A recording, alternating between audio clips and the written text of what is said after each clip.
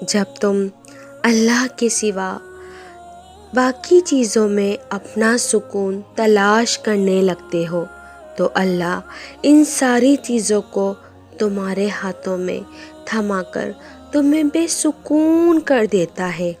ہر شے کی تکمیل کے بعد بھی تمہیں اپنا آپ خالی خالی سا لگنے لگتا ہے۔ پھر اذان کی آوازوں کانوں تک تو پہنچتی ہے مگر دل تک نہیں۔ یقین کا دعویٰ کر لینا بہت آسان ہوتا ہے مگر امتحان تو تب لیا جاتا ہے جب غم یقین پر بھاری ہو جاتا ہے، جب دکھ کی شدت مصلحتوں کو تسلیم نہیں کر پاتی۔ پھر سب حاصل کر کے بھی تم بے بس ہو جاتے ہو، پھر ہر خوشی تمہیں اداس لگتی ہے۔ یوں اللہ تمہیں بتاتا ہے میں ہوں تو سب ہے، میں نہیں ہوں تو کچھ بھی نہیں۔ سکون تو صرف اللہ ہی سے وابستہ ہے۔